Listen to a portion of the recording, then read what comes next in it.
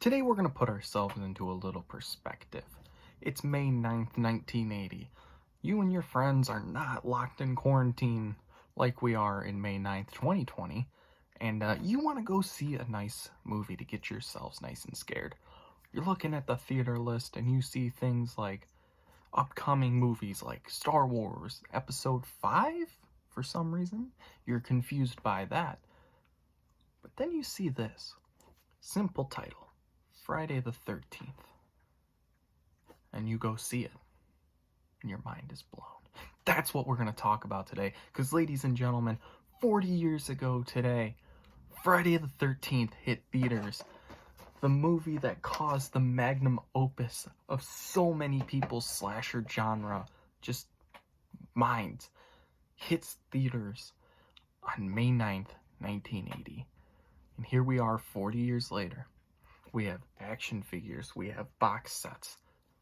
We've got this original film, 9 sequels, 1 crossover, and 1 reboot later. And we still have one of the most popular horror films ever created. Now, that's not to say it's my favorite. It's one of my favorite franchises. But it's not my favorite. In fact, I can't even remember where I placed it on my ranking. I want to say like 5, maybe. But that's because I do think there are better films. But in all honesty, you don't have the slasher subgenre without Friday the 13th.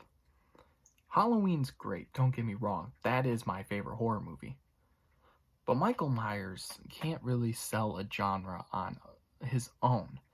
He needed a little help. Along came a young woman at the time named Betsy Palmer.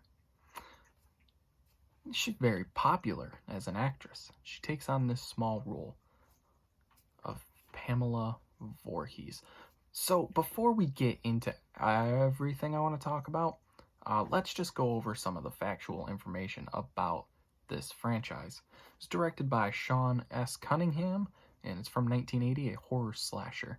Stars Adrienne King as Final Girl Alice, Kevin Bacon, yes, Footloose's own Kevin Bacon as Jack, Jeannie Taylor as Marcy, Laurie Bartram as Brenda, Robbie Morgan as Annie, Harry Crosby as Bill, Walt Gorney as Crazy Ralph, that's his name, Peter Brower as Steve Christie, Mark Nelson as Ned, and as we already talked about, the wonderful Betsy Palmer as Mrs. Pamela Voorhees, or just simply Mrs. Voorhees.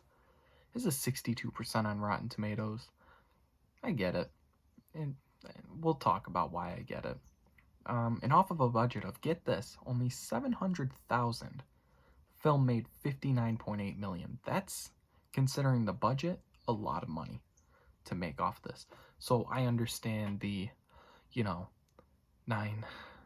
9 or 10 sequels. I think it would be 9. So just to go over some of those, there's Friday Part 2, Friday Part 3, Friday Part 4, The Final Chapter, Friday Part 5, A New Beginning, Friday Part 6, which our friend Mini Jason here is from, Jason Lives, Friday Part 7, so we're just counting the sequels right now, New Blood, sorry, you forget which titles have Jason in them and which ones don't. Friday Part 8, Jason Takes Manhattan, Friday Part 9, Jason Goes to Hell, and of course, Jason X would be the 10th film in the franchise, the 9th sequel. And as for the crossover, there's Freddy vs. Jason, and for the reboot, which we already talked about if you want to watch that, is Friday the 13th from 2009's a Platinum Dunes reboot that actually is pretty good. There's quite a bit to love about that movie. But we're not here to talk about reboots. We're not here to talk about crossovers. We're not here yet to talk about sequels. We will get to all of that in October. But because today is the 40th anniversary, I couldn't help it. So, just to kind of get over some logistical stuff. As far as the acting, it's kind of a mixed bag. Like I said, Betsy Palmer is great. Adrienne King is actually good as Alice. And Crazy Ralph's actor, Walt Gorney, he delivers some lines very weirdly, but when your name is Crazy Ralph, I think you kind of got to. Most of the characters you're supposed to care about are great at the whole acting, like Kevin Bacon's character. I mean, the guy went on to do Footloose. But the ones you're not supposed to really care about, all the cannon fodder slash I'm here to adjust Pamela Voorhees kill count, they're meh. But I want to talk about Kevin Bacon real quick. This was not his first film role. That was actually way back in 1979, I believe the year was, for National Lampoon's Animal House. This movie, though, I think is what really pushed him into stardom. And he'd later take on roles for Footloose, Planes, Trains, and Automobiles, Few Good Men, and Apollo 13. And then we'll see him in a few weeks. I'm going to start covering the X-Men movies. Not next week, the week after. And we'll see him in X-Men First Class when I get to that movie. He plays the main villain. So Kevin Bacon's still pretty popular nowadays. And I haven't seen Footloose. It's one of those 80s movies I've got to get to actually see it. But I will eventually talk about Footloose. Betsy Palmer is a delight in this. She delivers a performance I can only describe as calm and already deranged. She's motivated by the death of her son, Jason, who was drowned. What? I shouldn't say he was drowned. That's something we'll talk about in Freddy vs. Jason. Is they say they're acting like Freddy's what drowned him, but back in 1980, Freddy Krueger wasn't a thing yet, so they kind of retconned the whole accidental drowning because the camp counselors that were supposed to be watching him were too busy getting their bang on. So that's not a retcon I care about too much.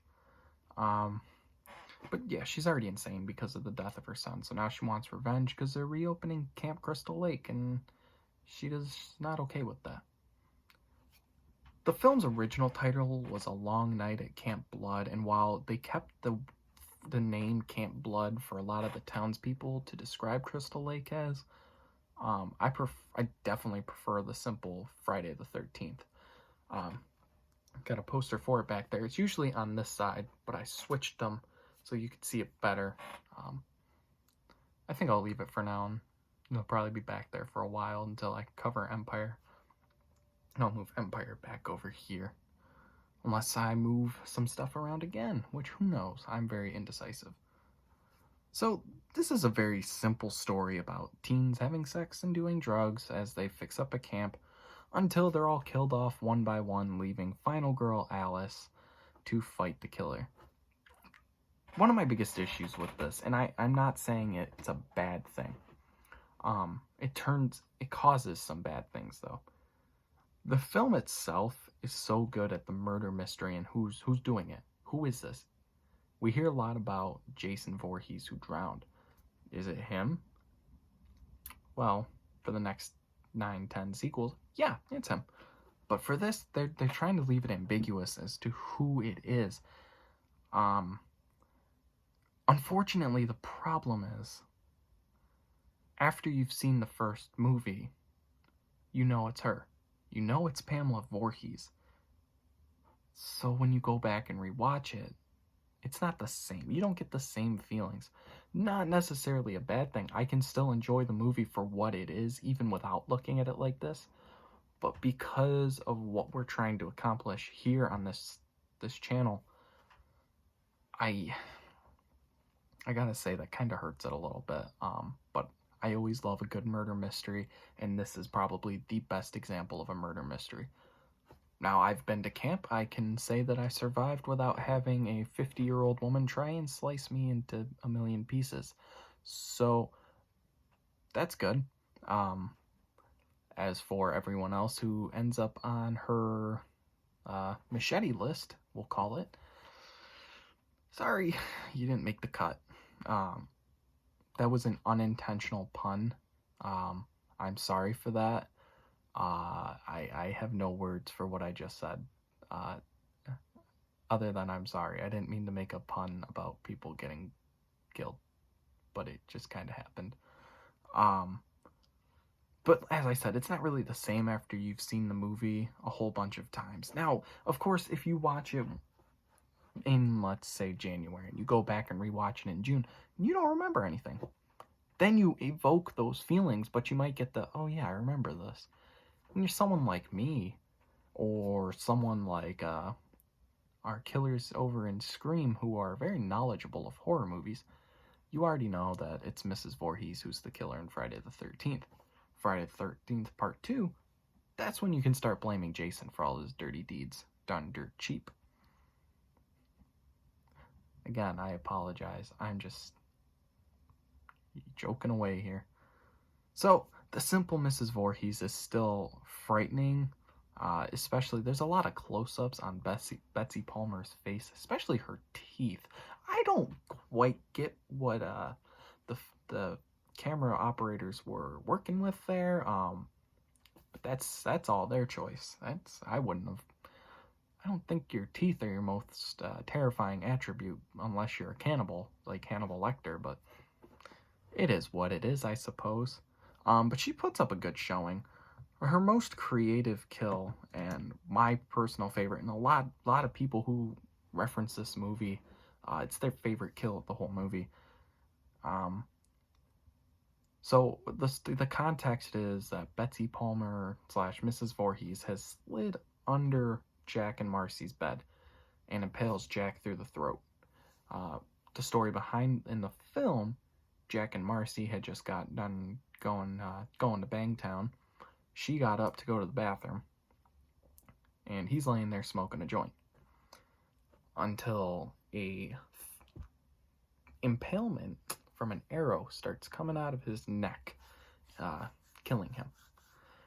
Fun fact about that, the kill malfunctioned during their one take, so the makeup assistant, he had a very long name that I could not spell. I found this in a video that I was watching, and it was Javier something. He was a makeup assistant. Had to blow fake blood through a tube to get it to work properly. That's why if you watch it, you kind of just see like, oh, there's a little bit of blood, and holy shit, that's a fucking geyser. That's what happens when your effects start to screw up, and you gotta make do with what you got. So, as far as a logistical standpoint of how they pulled that off, I believe what they did was a fake neck and body, like kind of a torso type thing under the sheet, and then had Kevin Bacon's head kind of like poking out, and then they, stuck him. That's how I imagine it's done. I'm fairly certain that's what they did. I couldn't really find anything on IMDb on it. I probably said it wrong again. I keep screwing up. But it's one of those sites I really don't use. I mostly use Google and Wikipedia, just because it's always got everything listed helpfully right there, and you don't have to search and find anything. So there are quite a few off-screen kills, sadly, but this movie had close to no budget, so that makes sense. And the final kill is Mrs. Voorhees herself.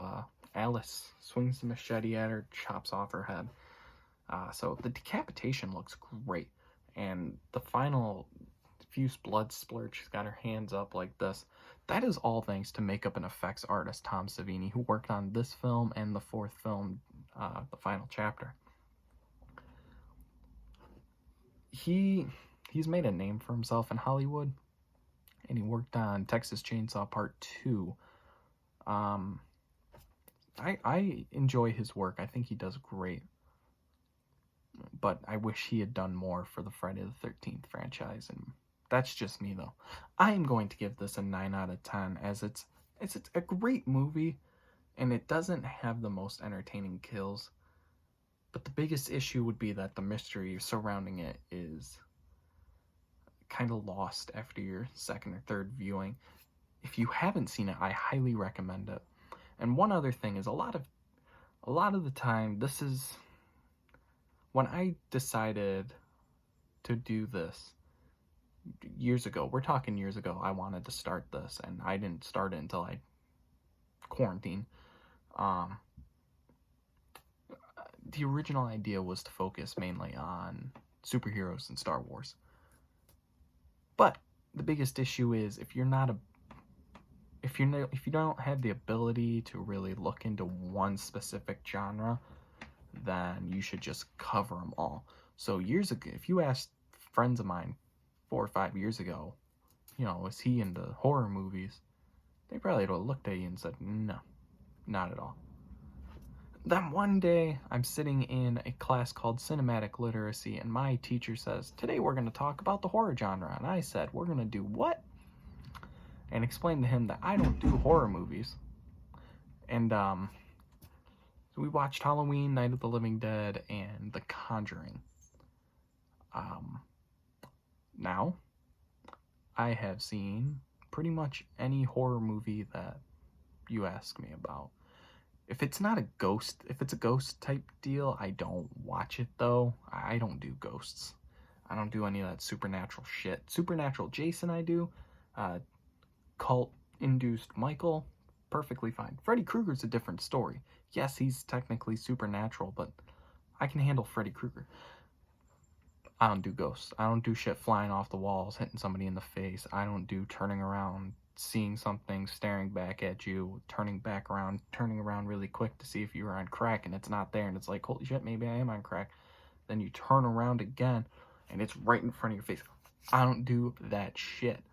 I may watch it, just a movie like that, just to appease fans if they ask for it, but in general, you're gonna see slashers, and that's my horror cup of tea. So you'll see things like more Friday the 13th, a lot of Halloween, Freddy Krueger, Chucky, Slumber Party Massacre, more Sleepaway Camp when I cover the 3 sequels.